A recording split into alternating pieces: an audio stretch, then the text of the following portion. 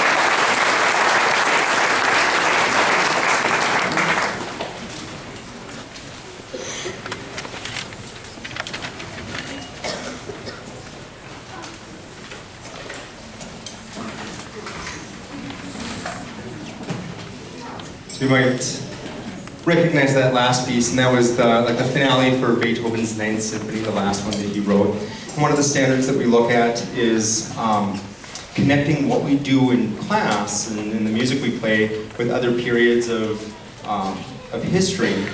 We can learn about the different movements. We looked at some Bach and talked about the Baroque period. And so this is Beethoven, this is the Romantic period. I got to tell the students about how they wanted to do some research on how Beethoven actually went deaf toward the end of his life. So they were going to exhume the body and look and whatever. And so when they went to where his body lays at rest, they found this guy in there with like crazy hair, and he was just madly erasing all his sheet music. They're like, "What are you doing here? What did you do with Beethoven?" He's like, "You fools, can't you see I'm Beethoven? I'm decomposing." And the kid said that I tell the worst jokes ever. But part of that standard too is looking at how the music not only ties in with history, but the other curricular areas that the students engage in throughout the day, as well as other cultures.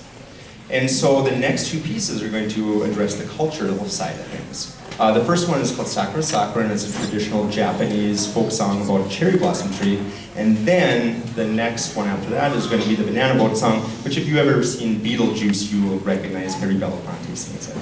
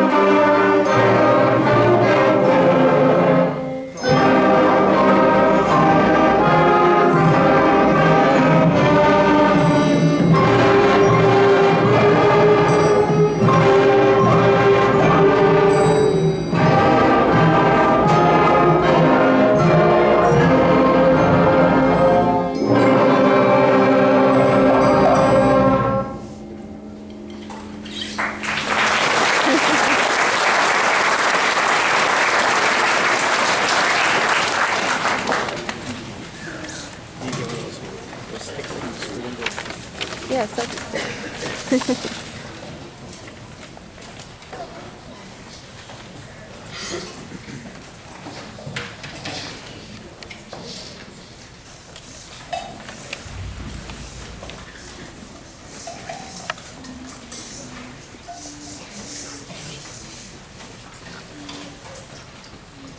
It's relaxing. Kicking your feet up. good song.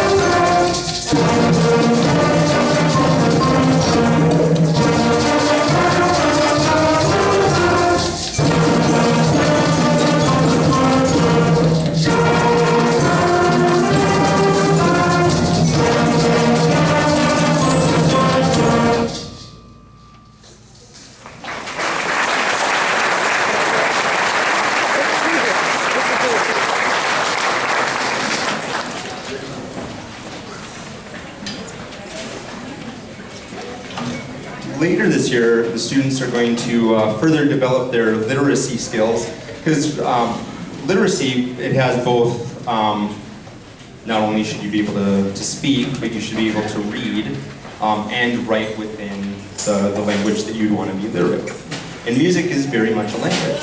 So we're going to start doing some composition as the year goes on. So we studied different forms, and so one of the first forms we studied, we thought we'd make it kind of enjoyable and start with a 12-bar blues form.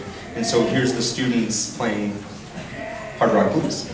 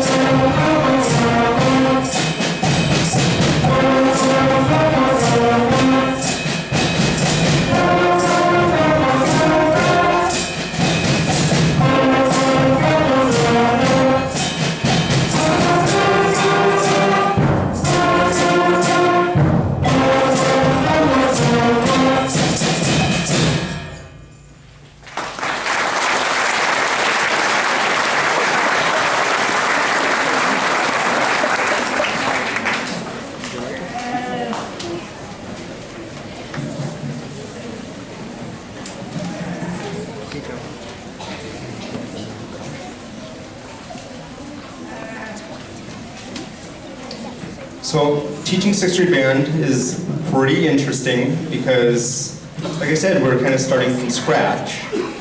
But every single instrument that you see up here has its own unique quirks to it. And you can liken it to, like, if a foreign language teacher had to teach all the languages all at the same time.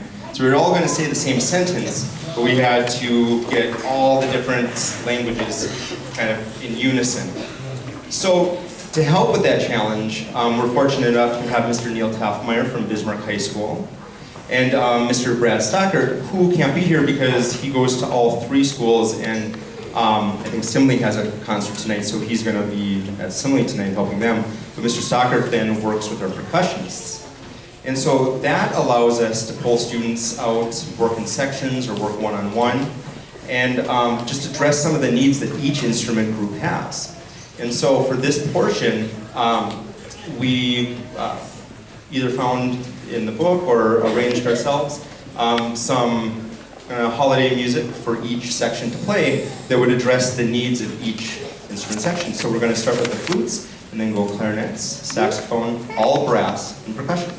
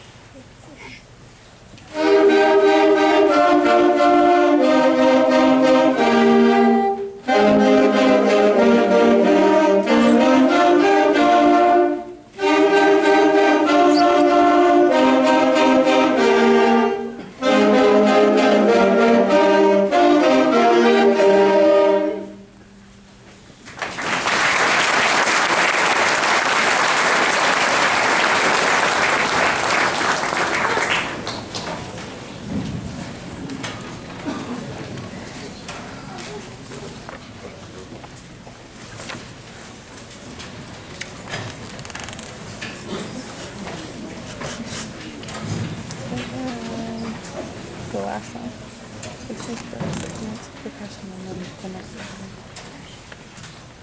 So I just sit those next two songs.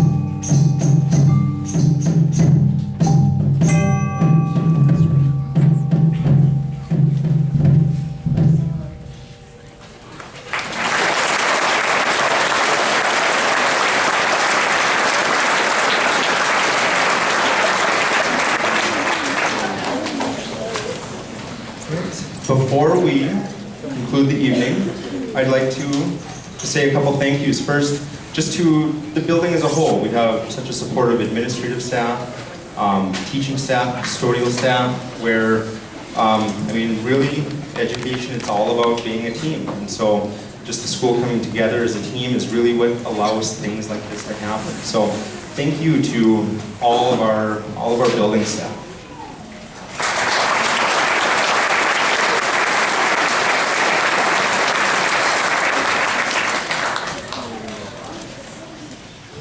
And we'd like to thank you, the parents, because without your support and encouraging your students to kind of round off their education with an aspect involving fine arts, we wouldn't be up here on the stage either.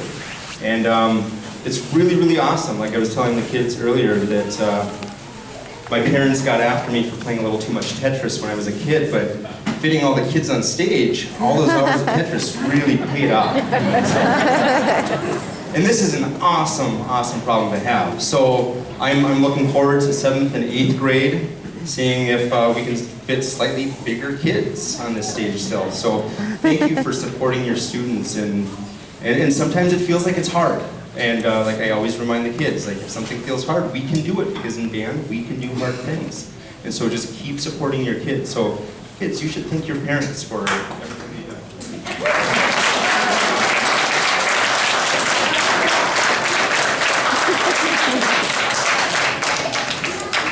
So the kids were really excited when they handed this out, because this was their first like big kid piece, where each student got their own piece of music. It wasn't out of a book. It was like real band music. And so this is going to be what you get to look forward to hearing from this moment on. So everything we do at our band concerts from now on will be somewhat like this, but it just keeps getting better and better and better. So thank you guys again for coming. This is going to be 2 different movements from Tchaikovsky's Nutcracker.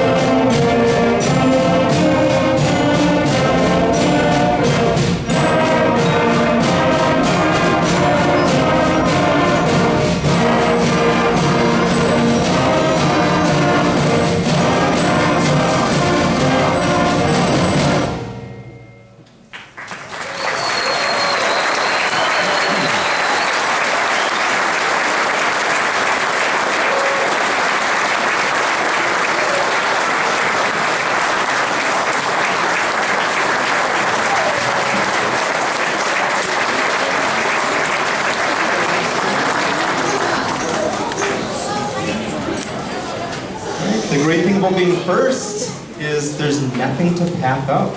So the students are going to just head on to the band room and put their stuff away, and then we're just going to transition to our 7th grade concert. So thanks again for coming, guys.